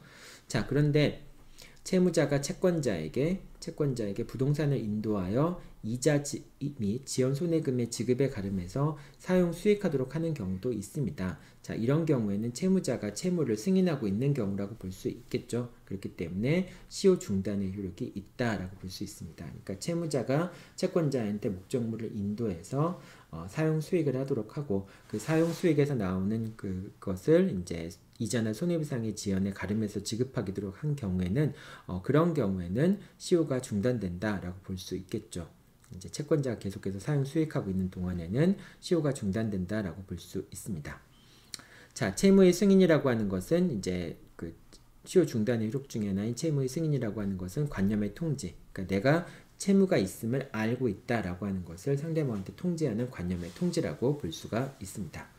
자, 여기까지가 시효 중단의 효력에 대해서 살펴봤는데요. 내용이 좀 많이 어렵죠? 네, 여러분들 다음에는 이제 시효 완성, 소멸시효 완성의 효력에 대해 살펴보도록 하겠습니다. 자, 소멸시효 완성의 효과 살펴보도록 하죠. 소멸시효가 완성되면은 채권이 절대적으로 소멸하게 된다라고 얘기를 하죠. 하지만은 절대적으로 소멸하지만은 아무나 다 소멸시효의 완성을 주장할 수 있는 것은 아니고 일정한 범위의 사람들만 소멸시효의 완성을 주장할 수 있다라고 얘기하고 그 주장할 수 있는 권리를 원형권이라고 얘기를 합니다. 그래서 원형권자의 범위가 정해져 있는 것이죠. 자, 원형권자라고 하는 사람들이 어떤 사람인지 보겠습니다. 권리의 소멸에 의해서 직접 이익을 받는 사람들을 원형권자라고 얘기를 합니다. 그러면 어떤 사람들이 원형권자가 되느냐? 이제 보증인이나 물상 보증인 같은 경우에는 당연히 주채무자의 채무자의 소멸시효가 채무자의 채무에 대한 소멸시효가 완성이 됐다라고 하는 것에 대해서 직접 이익을 받는 사람에 해당하기 때문에 당연히 원형을 할 수가 있게 됩니다. 그 다음에 이제 저당권이라든지 가등기 담보가 설정되어 있는 부동산의 제3취득자라고 하는 것. 제3취득자라고 하는 것은 저당권이 설정되어 있는 부동산에 대해서 이제 소유권이나 지상권이나 전세권을 취득한 사람을 제3취득자라고 얘기를 하죠. 이런 제3취득자 같은 경우에도 채무자의 소멸시효가 완성이 됐다라고 하는 것을 주장할 수 있고요. 이제 그렇지 않으면 집행을 당할 수가 있으니까요. 그 다음에 이제 담보 가등기가 아니라 그냥 가등기가 맞춰진 부동산의 제3취득자 같은 경우에는 이제 그런 경우에는 이제 소멸시효가 완성됐다라고 하는 점을 주장할 수 있다라고 하는 것이죠. 그러니까 이런 경우를 한번 얘기해 볼 수 있겠죠. 갑이 을에 대해서 X에 대해서 이제 가등기를 해뒀는데 이제 이렇게 되면은 을이 매수인 정도가 되겠죠. 아니면 소유권 이전 등기 청구권을 갖고 있는 사람이 되겠죠. 그런데 X에 대해서 병이 이제 취득했을 때, 제3자로서 X를 취득했을 때, 만약에 가등기에 대한 본등기가 이루어지게 되면은 병은 더 이상 소유권을 취득할 수 없게 되잖아요. 그렇기 때문에 병의 입장에서는 을의 소유권 이전 등기 청구권이 소멸시효가 완성이 되었다라고 하는 것을 원용할 수 있는 지위에 있는 자라고 하는 것을 의미하게 됩니다. 자, 그 다음에 사행위 취소 소송에서 채무자가 피보전채권의 소멸시효 완성을 주장할 수 있다라고 하는 겁니다. 이것도 이제 채권자, 그 다음에 을이 채무자, 그 다음에 병이 이제 수익자가 되겠죠. 수익자. 자, 이랬을 때 갑이 을에 대해서 갖고 있는 피보전 권리, 피보전 채권이 있을 경우에 이 피보전 채권에 대해서 병 같은 경우에는 수익자 같은 경우에는 이 피보전 채권이 시효를 소멸했기 때문에 갑이 사행위 취소로 구할 수 없다라고 하는 주장을 병이 하는 것은 가능하게 됩니다. 그런데 이제 이것과 여러분들이 구분해 둬야 될 것이 채권자 대위권 같은 경우는 안 된다라고 하는 것이죠. 예를 들면은 갑이 채권자이고 그 다음에 을이 채무자이고요. 그 다음에 병이 제3채무자일 경우에 제3채무자인 경우에 이런 경우에 갑이 채권자 대위권 행사에서 직접 병에게 이행을 청구했을 때 그럴 때 이 피대의 권리라고 하는 것은 피보전 권리라고 하는 것은 결과적으로 갑이 을을 대신해서 병에게 소를 제기하기 위한 소송 요건에 해당하는 것이죠. 그래서 피보전 권리가 존재하지 않으면은 갑의 청구를 각하해야 되는 것이죠. 자, 그런데 제3채무자 같은 경우에는 이 피보전 권리가 존재하지 않는다. 따라서 갑의 청구를 각하해야 된다라고 하는 주장을 할 수 없다라고 하는 것입니다. 즉, 제3채무자 같은 경우에는 피보전 채권의 소멸시효 완성을 주장할 수 없다라고 하는 것입니다. 그러니까 채권자 대위 소송에서는 제3채무자의 피보전 채권의 소멸시효 완성을 주장할 수 없다라고 하는 거. 없다라고 하는 거 여기다가 요거를 포함시켜야 되겠네요. X를 포함시켜야 되겠네요. 그러니까 채권자 대위 소송에서는 제3채무자의 피보전 채권의 소멸시효 완성을 주장할 수 없다라고 얘기할 수 있습니다. 그러니까 이제 피보전 권리 자체에 대해서 소멸시효가 완성됐다는 걸 주장할 수 없는데 그런데 채무자가 소멸시효를 원용한 경우에는 제3채무자도 시효 소멸했다는 걸 주장하는 것은 가능합니다. 이제 어떤 경우냐면은 보통 이제 채권자 대위 소송을 제기하게 되면요. 채권자는 두 가지 소송을 병합해서 제기하거나 동시에 병합을 꼭 아니더라도 소송을 두 개를 제기하는 경우가 일반적인데요. 이제 갑이 먼저 을에 대한 채권자니까 을에 대해서 이행 청구 소송을 제기를 하고요.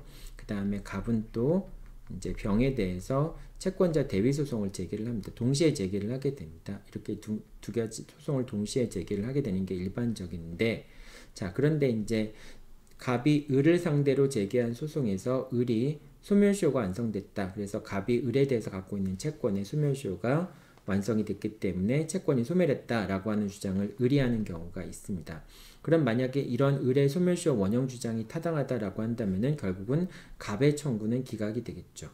갑의 청구가 기각이 된다는 얘기는 병의 입장에서 본다면은 피보전 채권이 존재하지 않는다라고 하는 것을 의미하게 되겠죠. 그래서 병의 입장에서 피보전 채권이 존재하지 않는다면은 갑의 병에 대한 청구도 각하가 돼야 되겠죠. 피보전 채권이 존재하지 않으면은 갑이 채권자 대위 소송을 제기할 수 있는 요건을 갖추지 못했기 때문에 결국 갑의 청구는 대위 소송을 제기할 수 있는 제3자 법정 소송 담당을 할 수 있는 요건이 갖추어지지 않았기 때문에 갑의 청구는 각하가 되어야 되겠죠. 소송을 제기할 수 있는 지위에 있지 않기 때문에. 자, 그래서 이런 결과를 가져오기 때문에 만약에 갑과 을에 관한 소송에서 을이 소멸시효를 원용해서 결국은 이제 소멸시효 주장이 받아들일 수 있는 상황이 되었다라고 한다면은 그거를 병이 주장할 수는 있습니다. 병이 직접 이제 갑과 을 사이에, 을이 아무 주장도 안 했는데 갑과 을 사이에 이제 갑의 채권이 소멸시효가 완성됐다라고 하는 주장을 병이 하는 것은 안 되는데, 만약에 을이 소멸시효를 원용했을 경우에 그 원용했다는 사실 따라서 피보전 채권의 소멸시효가 완성될 수 있다라고 하는 점을 병이 주장하는 건 가능하다라고 얘기하는 겁니다. 그럼 결국은 법원이 이제 그런 점들에 대한 증거 조사를 해서 결국은 병의 주장이 맞다라고 한다면은 각하를 시키겠죠. 그래서 이제 요 두 가지 쟁점들은 서로 구분하기가 좀 어려운데, 여러분들 그냥 기본적으로 제3 채무자 같은 경우에는 피보전 채권의 소멸시효 완성을 주장할 수 없지만은 채무자가 이미 소멸시효 완성을 원용한 경우에는 제3 채무자도 그 소멸시효가 완성됐다라고 하는 주장을 펼치는 것은 가능하다. 이거는 자신의 독자적인 원형권에 기초해서 그런 것이 아니라 채무자가 소멸시효 완성됐다라는 사실을 원용했기 때문에 그 점을 다시 한번 주장하는 거죠. 사실로서 주장하는 거죠. 자, 그 다음에 이제 요것도 여러분들 잘 기억해 둬야 되는데, 채권자는 다른 채권자가 이제 채무자에 대해서 갖고 있는 그 채권의 소멸시효 완성을 원용할 수 없다라고 하는 겁니다. 갑 1이 있고 갑 2가 있다면은 여기 이제 을이 채무자인 경우에, 그런 경우에 갑 1이 이제 갑 2의 채권 자체가 이게 채권자인 겁니다. 그 다음에 갑 2도 채권자인데요. 갑 1의 을에 대한 채권을 갖고 있는데 갑 2의 채권 자체가 소멸시효가 완성됐다라고 하는 점을 주장할 수는 없다라고 하는 겁니다. 다만 이제 갑 1이 채권자로서 을에 대한 채권을 피보전 권리로 해서 이제 갑 2의 채권이 이제 소멸시효가 완성됐다라고 하는 것을 채권자 대위권 행사에서 주장할 수는 있다라고 얘기합니다.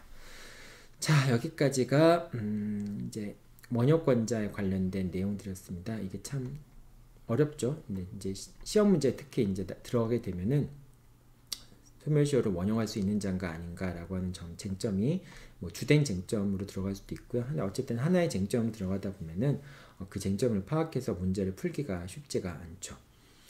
자, 그 다음에 소멸시효 완성에 대해서는 소급효가 있다라고 하는 점 기억해 두면 됩니다. 그래서 소급효가 있기 때문에 더 이상 이자를 지급할 의무가 없다라고 하는 건데요. 근데 이제 이미 지급한 이자, 그렇다고 이미 지급한 이자까지 부당이득으로 반환해야 될 의무가 생기는 건 아닙니다. 그래서 그것도 잘 같이 기억해 두고요. 이자를 지급할 때까지는 당연히 시효가 중단이 되겠죠. 승인한 거나 마찬가지니까. 근데 그 사후적으로 그 이자가 중단된 다음에 시효가 완성이 돼서 결과적으로 채권이 소멸했다고 해서 그 지급한 이자 자체가 부당이득으로 되는 건 아니다라고 하는 겁니다. 비록 채권은 소급해서 소멸하지만은 부당이득이 되는 건 아니다라고 생각하면 됩니다. 그 다음에 이제 소멸시효가 완성된 채권이 그 완성 전에 상계할 수 있었던 경우에는 상계하는 것도 가능하다라고 하는 거. 그 다음에 이제 이것도 시험 문제에 자주 나오는 그 지문인데요. 채권자가 최고를 한 다음부터 최고했을 경우에는 다시 6개월 내에 이제 소를 제기해야지만 그래야지만 최고한 시점에서의 최고한 시점에서 시효가 중단하는 효력이 발생하는 거죠. 그런데 채권자가 최고를 한 후에 채무자의 부탁에 의해서 이행을 유예하는 경우들이 있을 수 있습니다. 즉 채무자가 채권자한테 부탁을 해서 내가 좀 자금 여력이라든지 몇 가지 사실들을 확인해 봐서 이행을 언제까지 할 수 있는지 그런 걸 좀 통보해 주겠다라는 식으로 해서 채무자의 부탁에 의해서 이행이 유예된 경우가 있을 수 있습니다. 자, 그런 경우에는 회답을 받을 때까지 최고의 효력은 계속된다라고 볼 수 있고요. 그때 이제 마지막 최고의 효력이 계속되게 된 다음에 6개월 내에 소를 제기하면은 처음 최고를 한 순간에 시효가 중단된다 이렇게 보면 됩니다. 그래서 이제 요거 원래는 최고한 다음부터 6개월 내에 소를 제기해야 되는데 채무자의 사유에 의해서 이제 그 회답 이행을 유예한 경우에, 그러니까 채무자가 갚을지를 뭐 회답을 준다, 그때까지만 기다려 달라라고 한 경우에는 그런 경우에는 최고의 효력이 그 회답을 받을 때까지 최고의 효력이 계속된다라고 하는 겁니다. 자, 여기까지가 소멸시효 완성의 효과에 대해서 살펴본 내용들이었습니다. 자, 이제 마지막으로 주채무와 보증채무에 관련된 내용들 살펴보도록 하겠습니다. 자, 마지막으로 주채무와 보증채무의 소멸시효에 관련해서 주채무자와 보증채무의 관계, 이 부분도 이제 시험 문제에 많이 출제가 됩니다. 특히 이제 그 객관식 문제에는 자주 출제되는 부분이기도 하고요. 그 다음에 사례 문제에도 출제가 되는 부분이기도 합니다. 한번 주채무와 보증채무 같은 경우에 뭐 연대 보증까지 포함하는 개념입니다. 연대 보증이라고 하는 것은 최고 검세 항변이 없는 것 뿐이지 보증채무의 일종이니까 연대 보증까지 포함해서 설명을 하는 겁니다. 자, 주채무와 보증채무에 있어서 주채무의 시효 중단 사유는 승인을 포함해서인데요. 보증채무에도 효력을 미치게 됩니다. 여러분들 요거는 잘 헷갈리면 안 되겠죠? 원래 그 주채무가 뭐 시효 포기라든지 이런 건 보증채무에 대해서 효력을 미치지 않는 경우, 뭐 이제 그런데 일단은 주채무의 시효 중단 사유 같은 경우에는 보증채무에 대해서도 그대로 미치게 됩니다. 이거는 보증인한테 별도의 통지라든지 이런 걸 할 필요가 없어요. 자, 그 다음에 보증채무의 시효 중단 사유는 주채무에 대해서 효력을 미치지 못하게 됩니다. 따라서 보증인의 재산에 대한 가압류는 주채무의 시효 중단 사유가 되지 못한다라고 하는 겁니다. 자, 그렇기 때문에 어떤 경우가 있을 수 있겠어요? 갑이 채권자이고 그 다음에 을이 주채무자이고 병이 보증인인 경우, 보증인 그 다음에 을이 채무자인 경우, 그 다음에 갑이 채권자인 경우가 있을 수 있겠죠. 자, 근데 채권자가 보증인의 재산에 대해서 가압류를 했어요. 자, 그러면 가압류였으면은 보증채무의 소멸시효는 중단이 되겠죠. 그런데 갑의 을에 대한 채권의 소멸시효는 중단이 되지 않습니다. 계속 시간이 흘러가는 거죠. 따라서 을의 채무의 소멸시효가 완성이 되면은 부종성에 의해서 보증채무도 소멸하게 되죠. 비록 보증채무는 소멸시효가 중단이 됐기 때문에 소멸시효 기간이 다시 이제 새롭게 진행된다 할지라도 그것이 주채무의 소멸시효 기간의 진행에는 영향을 미치지 못하기 때문에 만약에 주채무의 소멸시효가 중단이 된다면은 그러면은 보증채무도 주채무의 부종성 때문에 소멸하게 된다라고 생각하면 됩니다. 이런 이제 관계들 잘 기억해 둬야 되겠죠. 자, 그 다음에 주채무의 변제기가 연장이 된 경우, 이제 확정 판결을 받아서 주채무에 대한 주채무에 대한 시효 기간이 연장된 경우, 변제기가 연장된 게 아니라요, 시효 기간이 연장된 거겠죠. 이게 지금 잘못 기재가 됐나요? 내가 이렇게 하다 보면은 좀 틀리는 경우들이 간혹 있어요. 지우고 여러분들이 볼 때는 제대로 된 걸 텐데, 시효 기간이 연장된 경우, 시효 기간이 연장된 경우에는 그 시효 기간의 연장이 보증채무에 대해서는 효력을 발생시키지 못한다라고 하는 거. 즉 아까도 얘기했지만은 보증채무와 주채무는 별도의 채무이기 때문에 시효 기간이라든지 그런 것들이 별도로 정해진다라고 얘기를 했잖아요. 따라서 주채무의 소멸시효 기간이 10년으로 연장된다고 해서 보증채무에 대한 시효 기간이 10년으로 연장되는 건 아니다라고 하는 겁니다. 그건 이제 여러분들 아까 봤던 거하고 어떤 점의 차이가 있어요? 제3취득자라든지 또는 유치물의 취득자 같은 경우에는 그런 경우에는 채무자의 소멸시효 기간이 10년으로 연장된 것에 대해서 단기 소멸시효를 주장할 수 없다라고 얘기를 했었잖아요. 이제 그런 것처럼 마찬가지로 이제 그런 것도 있는데 여기서는 보증인 같은 경우에는 별도로 독립된 채무를 부담하는 것이기 때문에 보증채무가 소멸시효 기간이 10년으로 연장되는 것은 아니다라고 하는 겁니다. 자, 그 다음 네 번째, 주채무자의 시효이익 포기는 보증인에 대해서 효력이 없습니다. 주채무자가 시효이익을 포기하더라도 보증인은 별도로 자신의 소멸시효 완성의 원용권을 행사할 수 있게 됩니다. 자, 그 다음에 보증인의 시효이익 포기는 역시 주채무에 대해서 효력이 없습니다. 따라서 이제 보증인의 시효이익을 포기했을 경우에 주채무도 역시 뭐 소멸시효가 진행돼서 주채무가 소멸할 수도 있는 거죠. 자, 따라서 이제 보증인은 시효이익을 포기했기 때문에 보증채무는 여전히 살아있다 할지라도 주채무가 소멸시효가 완성되었다면은 그러면 보증채무는 부종성에 의해서 소멸되었죠. 따라서 보증인은 자기가 시효이익을 포기한다 할지라도 주채무의 소멸시효가 완성이 되어서 결과적으로는 보증채무도 소멸했다라고 하는 주장을 펼칠 수는 있어요. 이게 약간 좀 모순된 행위처럼 보이긴 하지만은 이것도 가능합니다. 자, 이거 여러분들 약간 좀 어려울 수도 있겠지만 잘 기억해 둬야 됩니다. 이 부분이 이제 그 보증채무 같은 경우에 이 부분이 좀 어렵죠. 그래서 이게 자꾸 좀 헷갈리게 나오는 그런 부분들이기 때문에 이 부분들을 잘 정리해 놓을 필요가 있습니다. 자, 그 다음에 이제 마지막으로 소멸시효 이익의 포기 보도록 하겠습니다. 소멸시효 이익의 포기라고 하는 것은 의사표시입니다. 왜냐하면 채무가 소멸하는 것을 포기하는 것이기 때문에 어떤 법적 효과를 바라는 의사를 표시하는 거라고 볼 수 있습니다. 그리고 시효 완성 후에 채무를 승인하는 거. 채무 승인이라고 하는 것은 채무가 존재하는 동안에 승인을 해서 시효를 중단시키는 것이죠. 따라서 시효 완성 후에 채무 승인은 원래 효력이 없지만은 이것이 시효 이익의 포기의 의사로 해석되는 경우에만 포기로 인정될 수 있습니다.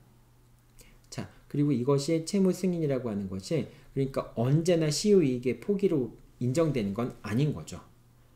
그러니까 시효 완성 후에 채무를 승인한다고 해서 그렇지 당연히 시효 이익의 포기가 되는 건 아니고요. 채무 승인하는 당사자의 의사를 보니까 내가 소멸시효 완성되는 걸 알면서도 내가 시효 이익을 포기하겠다라고 하는 의사로 인정될 수 있는 경우에만 시효 완성 후에 채무 승인이 시효 이익의 포기가 될 수 있는 거고, 그러니까 원칙적으로는 시효 이익의 포기가 안 된다는 얘기죠. 의사표시를 해석해 보니까 그것이 시효 이익의 포기로 인정되는 경우에만 시효 이익의 포기가 될 수 있다라고 하는 그런 얘기가 되는 것이죠. 자, 그 다음에 상대적 효력이 있습니다. 시효이익의 포기라고 하는 것은 채무자가 시효이익을 포기하더라도 제3취득자는 시효 완성을 주장할 수 있다라고 하는 겁니다. 제3취득자는 독자적인 시효 완성권이 있기 때문에 그렇죠. 원형권이 있기 때문에 그렇죠. 자, 그 다음에 시효이익을 포기하고 채무의 담보를 위하여 저당권을 설정한 이후에 저당물의 제3취득자. 자, 이 경우는 이미 시효이익이 포기된 상태에서 그래서 저당권이 다시 설정된 경우에 그때는 제3취득자가 소멸시효 완성을 원용할 수 없다라고 하는 겁니다. 이 두 가지 경우는 완전히 다르죠. 그러니까 이제 채무자가 이제 채무가 존속하는 동안에 제3취득 그 채무를 담보 목적으로 담보권이 설정된 다음에 그 부동산을 취득한 제3취득자의 경우에는 비록 채무자가 시효 이익을 포기하더라도 시효 완성을 주장할 수 있다라고 하는 겁니다. 그런데 이제 두 번째 경우는 밑에 있는 경우는 어떤 경우냐면은 이미 채무자가 시효 이익을 포기하고 난 다음에 그 시효 이익을 포기한 채무의 담보를 위해서 저당권을 설정한 다음에 그 저당 부동산을 취득한 제3취득자 같은 경우에 그런 경우에는 소멸시효 완성의 이익을 주장할 수 없죠. 완성을 주장할 수 없겠죠, 당연히. 네. 자, 그 다음에 시효 완성 전에는 소멸시효를 배제하거나 기산점을 연기하거나 소멸시효 기간을 연장하는 특약은 다 무효다라고 하는 점도 여러분들 잘 기억하고 있어야 되겠죠.